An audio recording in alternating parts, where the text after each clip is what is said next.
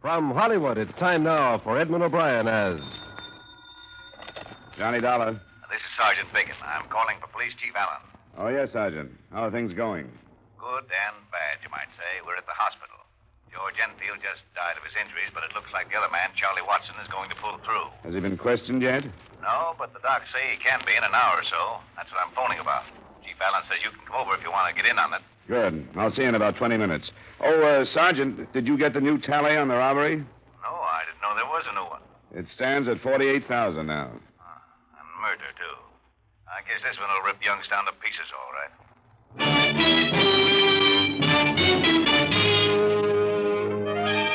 Edmund O'Brien in a transcribed adventure of the man with the action-packed expense account, America's fabulous freelance insurance investigator. Yours truly, Johnny Dollar.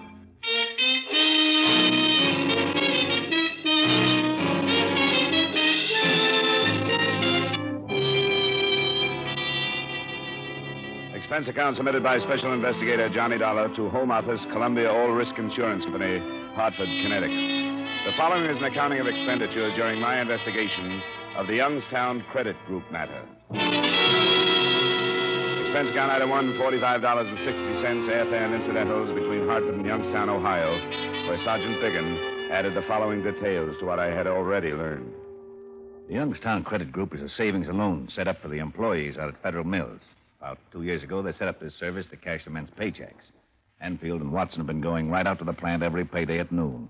Charged a small fee for the service. The same two men every week with that kind of money? That's right. And this morning, somebody finally caught up with them. Knew the route they took and the time. Evidently stopped their car some way, got into it, relieved them of the money, and then pushed them out while they were making their getaway. Enfield and Watson are a mess. That's all we've got except an abandoned sedan that might fit in someplace.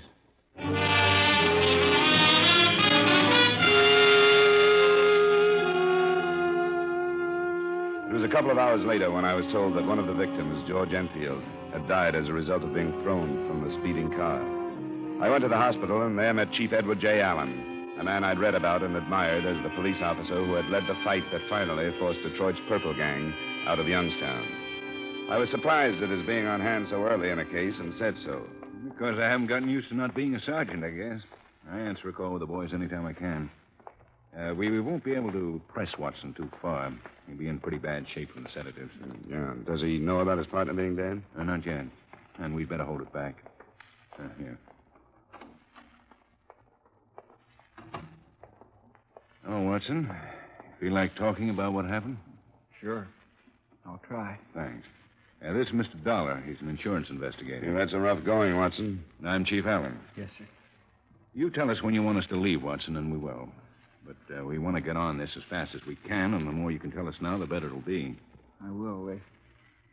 They stopped us just after we crossed Spring Common Bridge. Were they waiting, or did they follow you from town? Followed us. They started to pass us and forced us off the road. You didn't suspect that you were being followed? I didn't think about it. How many men were there? 4. They had white handkerchiefs over their faces. Well, can you give us any kind of a description? I couldn't swear to anything. What about clothes? Can you remember if they wore overcoats, hats? Hard to remember. They all seem to look alike now. Mm-hmm. Yeah, they wore hats, all of them, and overcoats.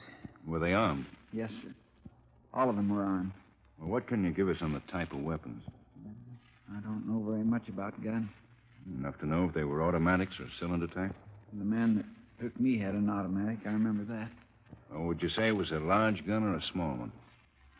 I don't know how to answer it. Didn't look either way. Or was it nickel-plated or blue steel? It was dark, I think. Blue steel. How tall are you, Watson? 5'9.5". Was this man as tall as you? A little taller, sir. Is he heavier?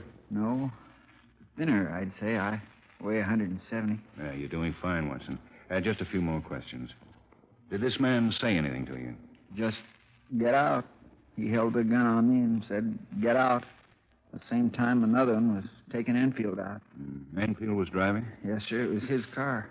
That was a blue 1948 Plymouth sedan, huh? Yes, sir. They made us get in the back seat on the floor, kneeling with our heads down. Where did you have the money, Watson? In the trunk. Locked in the trunk? Yes, sir. in a briefcase. They must have known that. Yeah. How did they operate then, Watson? Well, they made us stay on the floor. They left their car and got in Enfield's, all of them. Then later, maybe 15 minutes, they pushed me out, and that's all I remember. They say anything? Just a word or two to keep us on the floor. Well, Watson, see if you can help us with this.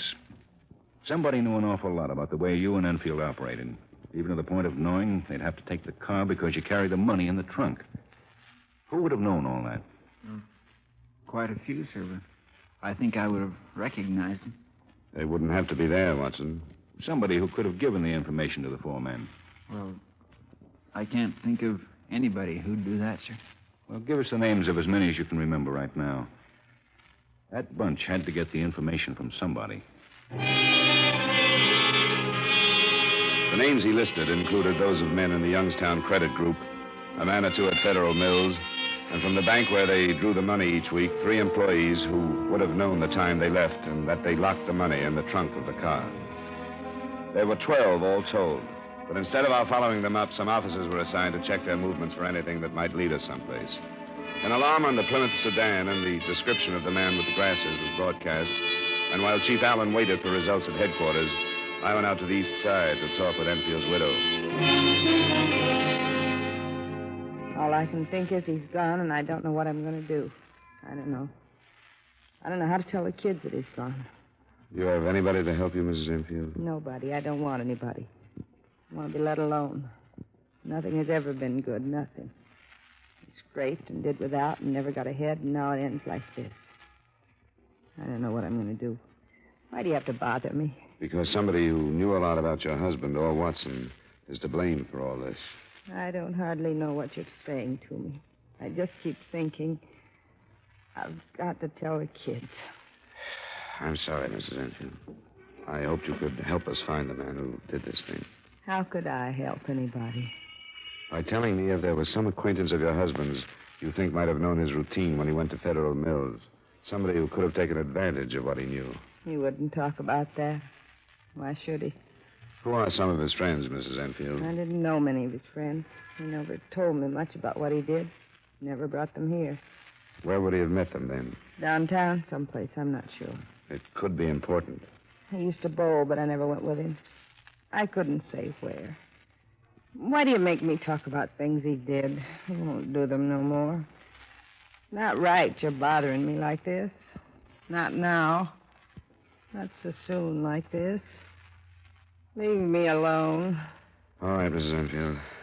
Believe me, I wouldn't have come if it weren't so important to learn as much as we can, as quickly as we can.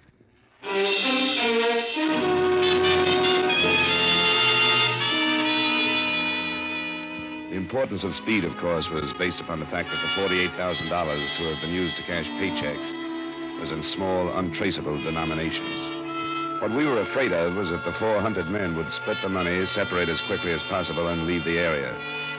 It was 5:30 p.m. by the time I reported back to Chief Allen. The search for the Plymouth by then was statewide, but nothing had developed. At 7:15, something did. The owner of a farm a few miles from town called in a tip. A few minutes later, we pulled up in front of his house. I didn't think anything about it till I got the paper this evening. I read how the police were looking for a Plymouth sedan. I said to my wife, wonder if that could be the one. She said, don't seem likely, but I made up my mind to call you anyway. Well, I'm glad you did, Mr. Long. Well, there's a Plymouth like that down there at the edge of my land. It's there now? Well, it was at nightfall, and what's more, I was fixing some drift fence down that way when it drove in. I remember now, there was 4 men got out of it. Now, what time was that? About noon. Did you get a good look at these men? I didn't pay much attention till another car come and turned around. Then they all got into that one and drove off. Were they carrying anything? A briefcase? No, I didn't notice. Now, which way did they go? Well, toward the city, same way both cars come from. Now, what kind of a car was it? Well, these blame new models all look the same to me. I couldn't say. It was blue, though. What about the men? Is there a chance you'd recognize any of them? Oh, I couldn't be sure. I don't pay much attention to people. Well, thanks very much, Mr. Long. We'll go take a look at that Plymouth. You just drive down the end of my fence there. You'll see a turnoff. It's not a real road, sort of a lover's lane like.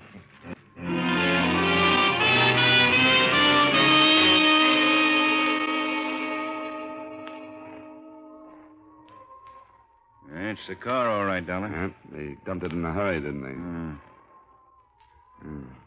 Here. Key's still in the trunk lock. We're up against a really well-planned thing here, aren't we? They're sure ahead of us so far. Another car and a fifth man to figure now.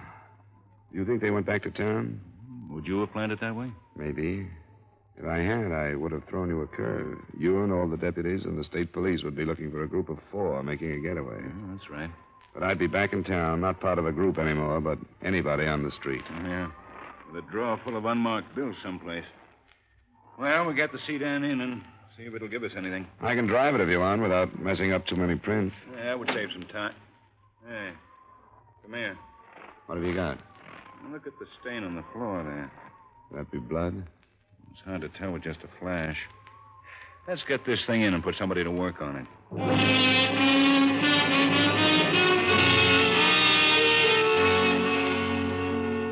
We learned that night that the stain on the rear floor of the sedan was blood, but I didn't get its full meaning until the next morning when I showed up at police headquarters. Good morning, Mr. Dollar. Hi, Sergeant. Chief in? He's been here since dawn. Go on in. Thanks. Oh, there you are. Just called your hotel. I take it I'm late for something. Did you sew this thing up after I got out of your way? Oh, hardly. I asked him to speed up the autopsy on Enfield last night, and it turns out that he was beaten before he was thrown out of that car. Oh? And with all the rest of the damage to his head, it was easy to miss. But the fatal wounds were caused by a blunt instrument, probably a length of pipe. And he must have known somebody in the group. Sure he did. We've got a downright premeditated murder on our hands.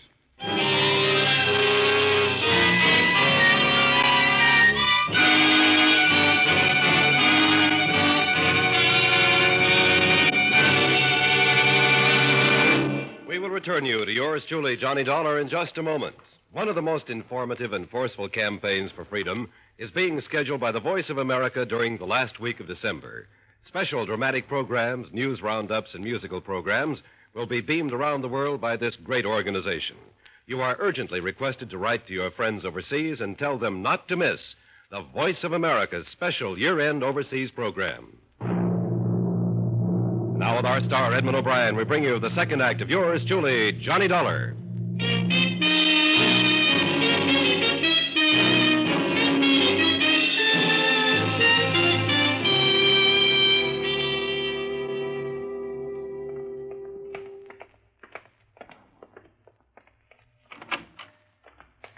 Morning, Watson. Morning, sir.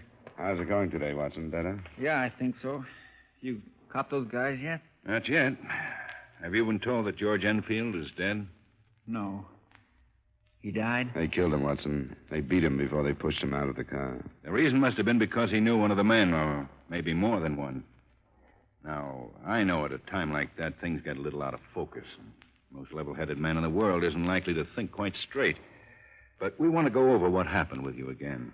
Sure, but I don't see how it could have been anything like that. It almost has to be, Watson. They didn't kill you, so why would they kill him if they didn't have a darn good reason to? I don't know. Tell me, what did Enfield say while this stick-up was going on? I don't think he said anything. I didn't hear anything he said anyway. Not any names, if that's what you mean. Well, that's what I want you to be as clear about as you can. Oh, I'm sure I didn't hear anything. I was talking so myself. Maybe he could have said something I didn't hear. While you were still in the front seat? Yes, sir. I was scared stiff, and I kept telling this guy not to shoot me. That's all I was thinking of. I was scared stiff, and I couldn't help it. All I remember is him sitting with his hands still on the wheel and those men with masks on coming for us. When you were both on the floor of the back seat, Watson, did he say anything then? No, sir. What about you? I was begging for my life, and I'm not ashamed to say so. Well, you don't have to be. I was saying I don't care about the money and to let me out of there. I thought they were going to kill us then, because I couldn't think of any other reason why they should take us with them. And Enfield said nothing. No, I'm sure he didn't. I remember now, one of the men even said something. He said, "What's the matter with you? Why aren't you begging like your buddy?" And George still didn't say anything. Did this man call him by name? I don't think so. No, he didn't. Dollar? Yeah, I think we've stayed long enough. Thanks very much, Watson. Sure. You may have helped us quite a lot. You get some rest now. We'll see you later. Yes, sir.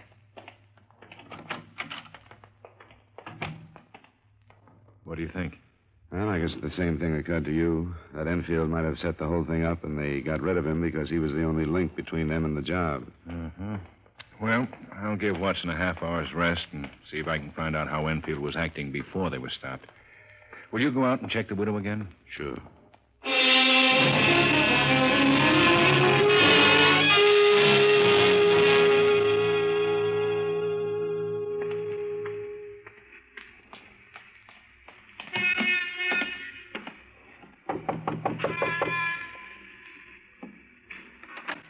Hello, Mrs. Enfield. What do you want? Well, we've learned some new things about your husband's death, and I wanted to tell you about them. What kind of thing? May I come in for a minute? For a minute? I got work to do. Thanks, Mrs. Enfield. What kind of things did you find out about George?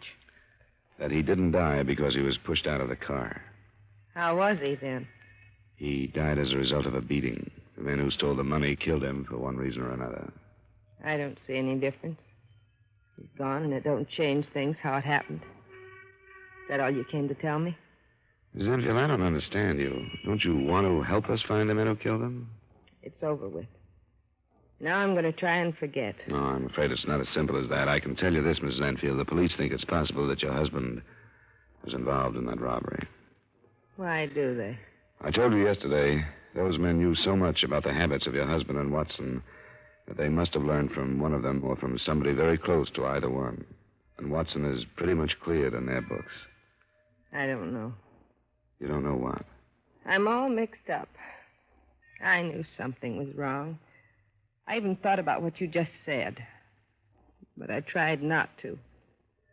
I didn't want it to be true. If it's true, it'll come out. You've got to realize that, Mrs. Enfield. My sister from Cleveland came and got the kids. She can keep the truth from them until I can move out of here. They think he was a hero. They're all I care about. Nothing can hurt me any more than he did. I'm sorry, Mrs. Enfield. I'll show you what kind of a man he was. This is what I found yesterday before you came. A railroad ticket. He was going to leave us. California.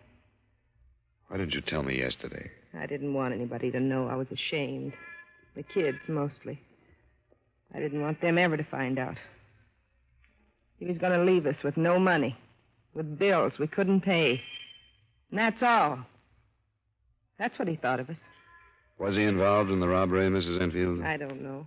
Something was going on. The past 2 weeks, you could tell there was something. He was out every night. He'd say it was at the High Point bowling alleys, but one night I was sick and I phoned there. He hadn't been there for 3 nights. Do you have any idea who he'd been seeing? No, but one night he talked on the phone to somebody named Carl. I was listening, and he said he'd meet this Carl at the High Point. That's all I know. Nothing more definite about the robbery? No. Except why would he buy a railroad ticket to California unless he was going to run away? Carl at the High Point. Thanks, Mrs. Enfield. We'll see if we can find him.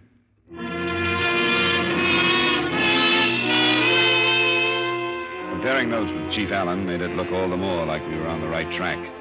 Watson had told him that Enfield's attitude when they left the bank could have meant that he was under some kind of strain. Surprisingly, the name Carl fit in almost immediately. Carl Huffman, a punk with an unimportant police record, had been seen meeting Enfield in the High Point alleys. He was easily located and brought in for questioning. You remember me, Huffman. What are you doing still in town? No law says I can't be here. Who told you to say that? Nobody has to tell me to say something that's true. Remember the last time you were in here? No. Well, I do. You were playing it big then, too. You were counting on some friends from Detroit who didn't come through. Whose gang was that, Huffman? I don't remember. Yes, you do. You thought it was the strongest organization in this part of the country. You thought hiding behind them you couldn't be picked up. You had the idea that just because you were on the fringe of organized crime, nobody could hurt you. But you got hurt, didn't you? A year on the last rap. So I got a year. It settles it. If you had any brains, Huffman, you wouldn't be where you are now. You'd be a decent citizen. But here you are. You just can't get along in the world like everybody else. All right, let's talk about George Enfield. What about him? Do you want to take the rap for his murder? I can give it to you. What are you handing me? What murder? All we need is the fact that he was with you night before last. We've got that. It's a lie. I'll believe our witness under oath before I believe you. It's a lie. What witness? Ben Hochek, the High Point. He says you were there the other night. Well, sure I was. There's no law against that either. Kochek says you've been meeting Enfield there and leaving with him. He says you've been doing that for a couple of weeks. Well, that don't mean anything. You ought to play it smart, Huffman. He's got a lot on you. How can he? I didn't do nothing. You were seeing Enfield. Even his wife knew that. She knew he was planning to leave town, too. I can't help that. You were seeing him so you could set up that robbery, isn't that right? I don't know what you're talking about. Let's get back to that other thing you don't know about. Where were you the other morning between 11 and noon? I've already told you. I slept late. Your hotel clerk says he saw you leave at about 10:30. Well, you must have been mistaken. Do you want to take this rap alone? What rap? You got nothing on me. We've got enough to make a charge stick. You can't have. I didn't do nothing. I'll show you what we've got. You're in a bad way, Huffman. He didn't tell you yet about the witness. How can there be a witness? A farmer out where you dumped the Plymouth. He saw you drive it in. He watched you open the trunk and take the briefcase out. He's on his way in now. All right. You ever see this before, Huffman? No. I don't even know what it is. Don't know what it is. What does it look like? It's a piece of pipe we found in a ditch along the highway out past Federal Mills. About a half mile beyond where you tossed Enfield out of the car. I tell you, I don't know what you're talking about. Look at it close, Huffman. See these marks up here? They're small, but they're bloodstains. Don't mean anything to me. It did to Enfield. That's what killed him. I don't know anything about it. I never saw it before. Then how come it's got your prints on it? That's a lie. I never touched it. I wasn't even... Oh, what's he? That's right. Why take it all yourself? Look, I didn't know there was going to be any killing. If I had, I wouldn't have got mixed up in it. Who were the rest of them? Bill Lewick and Vern Clark. But it was Enfield's idea. He started it. There are two more men, aren't there? Now, look, what kind of a break do I get for giving you all this? You can make a deal with me, Huffman. You know that. Any break will have to come from the district attorney. Who are the other two men? Thayer brothers. Thayer brothers? Yeah. When did they come back to town? A couple of weeks ago. They've been laying mighty low. We haven't heard about it. Well, they wanted it kept quiet. They came back to build up a new organization. Chief, look, I'm giving you a lot. I ought to get a break. Well, it won't hurt you to cooperate. Well, they're the ones that did the killing, Ed and Charlie. Why? They didn't like Enfield. They were sitting in the back seat with him. They didn't say anything till after, though. Then they said that they were afraid he'd spill everything. They knew he was going to leave town. And they said nobody'd ever find out how he was killed. Well, the other two men still teamed up with him? No, this was a first job for Lewick and Clark. They work at the Ace Trucking Company. Now, what about the Thayer brothers? Where are they? They're staying at their old place out at the city limit. The Tuxedo Club? Yeah. Well, that's still closed up. Well, that's where they are, unless they left when they learned you picked me up. Well, how would they know that? Look, I'm giving you an awful lot of stuff, Chief. They know because one of their friends has been following me around ever since the job. Sergeant Biggins. Yes, sir? The Thayer brothers are back in town. Back? According to Hoffman, they've holed up in their old joint. Get 2 or 3 squad cars out there. I don't want them to try to take the place because the Thayers have probably been tipped. I want some roadblocks set up in case they try to leave. I'll get right on it. And get 5 or 6 of our best men to meet me here at 4:30. We'll go out and pick them up at dusk.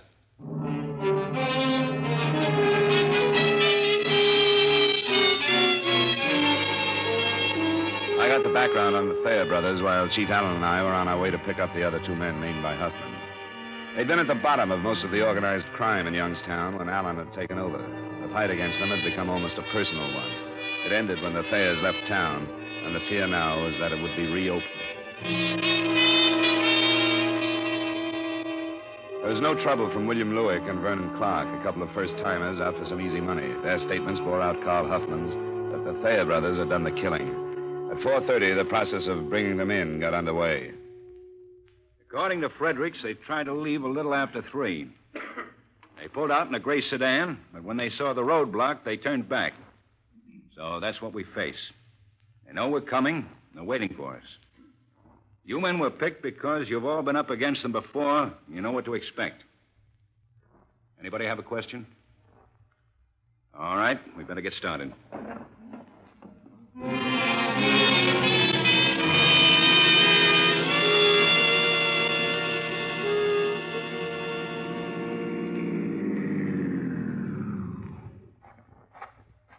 Anything happening, Biggins?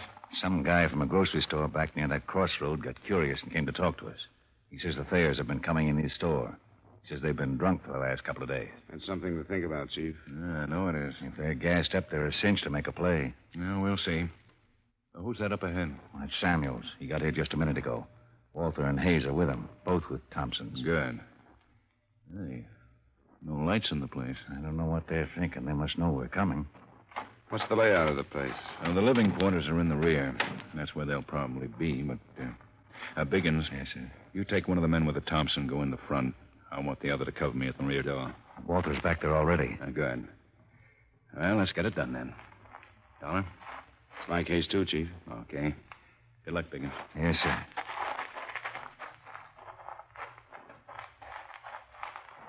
I'm moving in now, Walter. Right.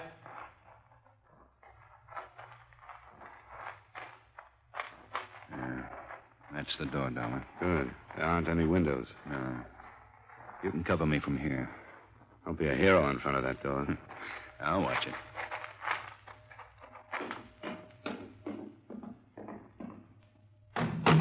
Ed, Charlie, police. Keep Allen. He's all right. All right, Walter. The Thompson, if they want it that way. Hey, come on, give me a hand.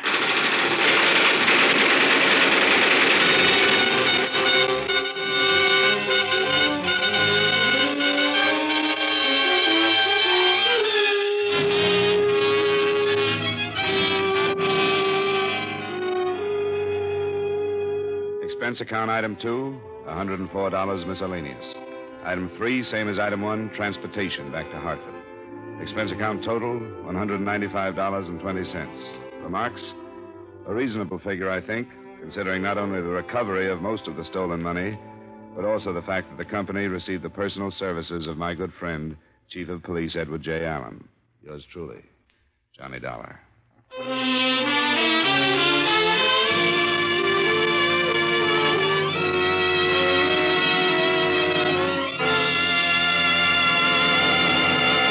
Yours truly, Johnny Dollar, stars Edmund O'Brien in the title role and is written by Gil Dowd with music by Wilbur Hatch. Edmund O'Brien can now be seen starring in the Paramount Pictures Technicolor production, Silver City. Featured in tonight's cast were Ed Begley, Bill Johnstone, Parley Bear, Virginia Gregg, Tim Graham, and Stacey Harris. Yours truly, Johnny Dollar, is transcribed in Hollywood by Jaime Del Valle.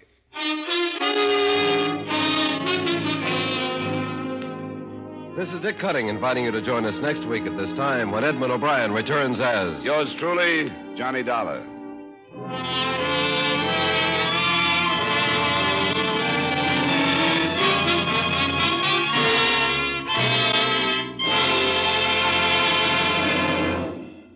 When you read the headlines on Korea, remember this. Industry can produce the bombers, the munitions, but only you can give the blood. And it's your blood that is saving the lives of 97 out of every 100 wounded men. Don't wait till it's too late. Give now. Call your local Red Cross Blood Center for an appointment. And then keep that date to save a life.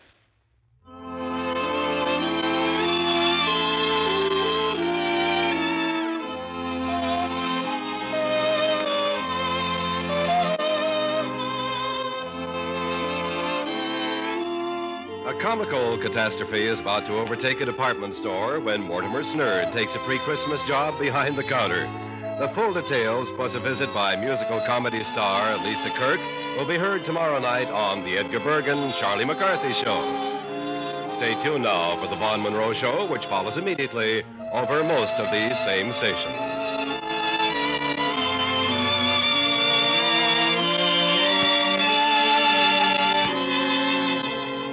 And remember, King Arthur Godfrey's Round Table holds court every Sunday afternoon on the CBS Radio Network.